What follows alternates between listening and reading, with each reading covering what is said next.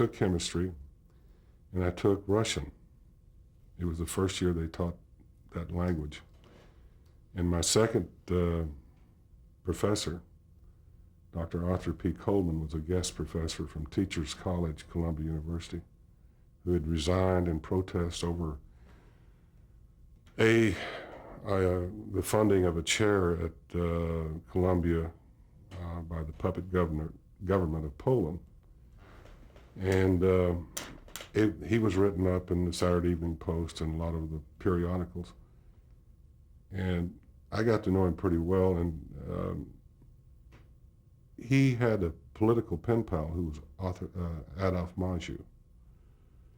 And it happened that Adolphe Menjou was invited to come and narrate Peter the Wolf with the San Antonio Symphony at Gregory Gym, and to talk about his picture experiences.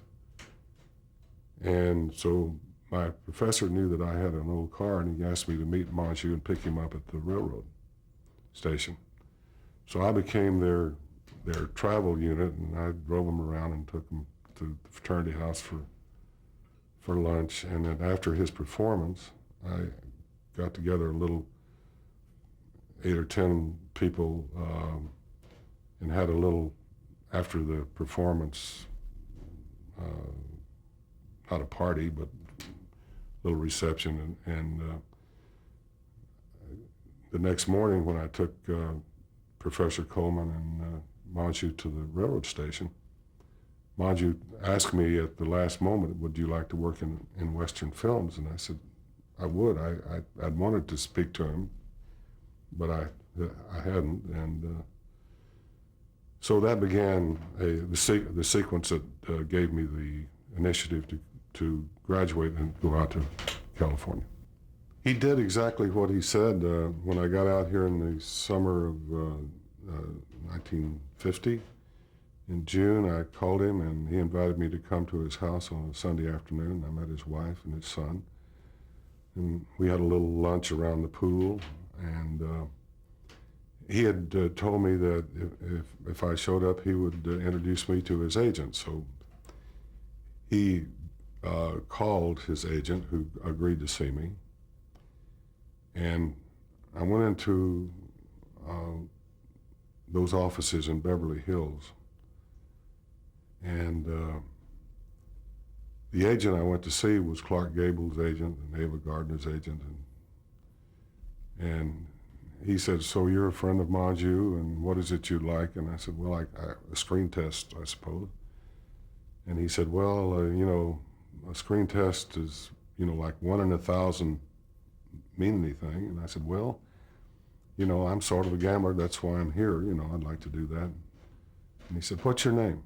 And I said, it's Fess. He said, what kind of name is that? And I said, well, it's my dad's name. He said, well, that'll never do. But he said, just a minute. So, and this office was magnificent. I think that office must have been 3,500 square feet if it was an inch, with beautiful flowers and lush carpets and wood paneling. And I sat and listened to him talk to his clients for maybe 10 or 15 minutes, so I was properly impressed with this. But another man came in, and he took me down the hall, and the first thing he said was, what's your name? And I said, it's Fess. And he said, well, that just won't do. He said, what name would you like?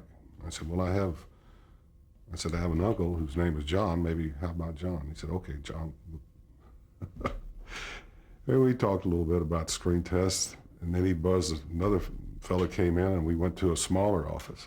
But this last office was just a desk and 2 chairs and a telephone and a phone book. And the young man that was going to take me for my screen test didn't know how to get to MGM from Beverly Hills. But I did go to 3 different studios, and I talked to the new talent people. And so that was educational, to kind of give me an idea of what was going to be required, and I could see who the people that were in the program.